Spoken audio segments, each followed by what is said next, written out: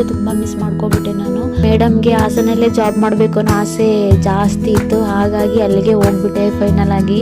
And Joseph sir ಕಡೆಯಿಂದ ಜನತಾ ಬ್ಯಾಂಕಲ್ಲಿ ಸಿಕ್ತು ಒಳ್ಳೆ ಸ್ಯಾಲ್ರಿ ಮೇಡಮ್ಗೆ.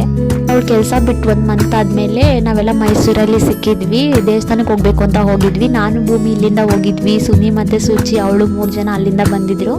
ಹಾಗಾಗಿ ಅವತ್ತು ಎಲ್ಲ ಮುಗಿಸ್ಕೊಂಡು ಇನ್ನೇನು ಬಸ್ ಹತ್ತಿದ್ವಿ ಬೆಂಗಳೂರಿಗೆ ಅಂತ. ಮೇಡಮ್ ಫುಲ್ ಎಲ್ಲ ಸ್ಟಾರ್ಟ್ ಮಾಡ್ಕೊಂಡ್ಲು. ಅಲ್ಲೂ ನನಗೂ ಬೇಜಾರಾಗೋಯ್ತು. ಅವಳ ಬಗ್ಗೆ ಹೇಳಬೇಕು ಅಂದರೆ ಅವಳಿಂದ ತುಂಬ ಕಲ್ತಿದ್ದೀನಿ ನಾನು, ಎಕ್ಸ್ಪೆಷಲಿ ತಾಳ್ಮೆ. ಅವಳಿಗೆ ತುಂಬ ತಾಳ್ಮೆ ಇದೆ. ನಿಜವಾಗ್ಲೂ ದೀಪಿ ನಿಂಗೆ ಗ್ರೇಟ್ ಕಣೆ, ಆ ತಾಳ್ಮೆ, ಆ ಡಿಸಿಷನ್ನು ನಿಜವಾಗ್ಲೂ ಗ್ರೇಟ್ ನೀನು. ಆ್ಯಂಡ್ ಆರ್ಟ್ಲಿ ವಿಶ್ ಮಾಡ್ತೀನಿ ಕಣೋ ದೀಪಿ, ನಿನಗೆ ಒಳ್ಳೇದಾಗಲಿ, ಒಳ್ಳೆ ಪಾರ್ಟ್ನರ್ ಸಿಕ್ಕಿದ್ದಾರೆ, ಬೇಗ ಮದುವೆ ಊಟ ಹಾಕ್ಸ್ಬಿಡು.